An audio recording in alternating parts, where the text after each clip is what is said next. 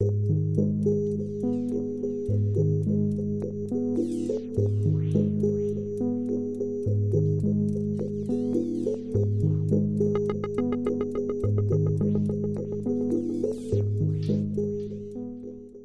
ville de Courthézon a passé commande d'un tout petit projet dans sa commune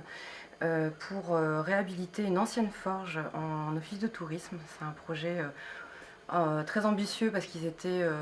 exemplaires en termes d'équipement touristique en répondant à un appel à projet. Ils avaient des attentes énergétiques très fortes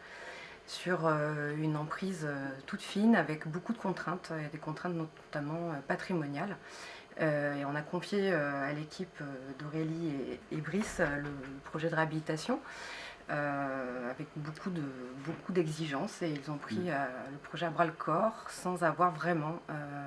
des moyens extraordinaires, notamment financiers. On a donc un micro-projet avec, effectivement, Gabriel le disait, des enjeux énergétiques assez forts, tout en essayant de garder un lien assez fort aussi avec son environnement, ses remparts notamment, et son histoire, donc l'ancienne forge Cornillac, d'où l'aspect un peu brut de sa façade en acier autopatinable,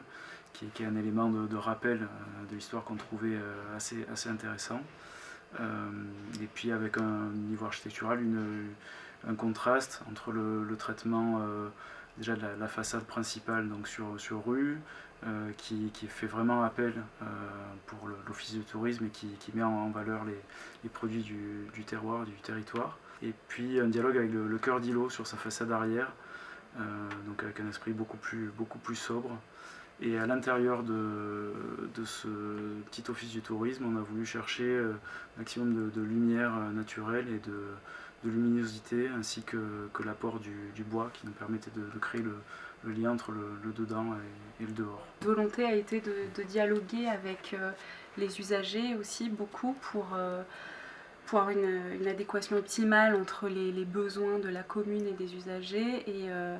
le projet à réaliser. Ensuite était aussi un dialogue avec les pierres, avec les matières existant sur les lieux, les pierres du rempart, et avec après l'histoire du territoire et de ce petit bâtiment. Alors, comme il s'agit d'un tout petit projet et que les exigences techniques étaient assez élevées, la ville quand même s'est tournée et a privilégié avec l'équipe de maîtrise d'œuvre des systèmes les plus simples possibles, et notamment un système de chaufferie bois granulé domestique en fait, pour associer un plancher chauffant, pour limiter les besoins de maintenance et les conditions d'usage courant pour la personne qui est à mi-temps sur ce bâtiment. Donc on a essayé de simplifier le plus possible, et l'équipe d'archi a répondu de manière la plus optimale en traitant surtout l'approche bioclimatique et l'approche matérielle du projet. Et en ce sens, la technicité était quand même plus complexe pour la réponse à donner, notamment sur un chantier de réhabilitation aussi lourde. De façades principales nord-sud qui ont permis donc de gérer les apports solaires, aussi de traiter la ventilation naturelle, et puis après donc de traiter donc cette enveloppe avec une isolation par l'extérieur, de manière à optimiser les potentialités du bâtiment, et notamment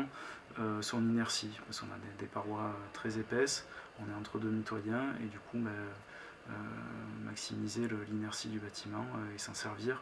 pour le confort d'été et confort d'hiver.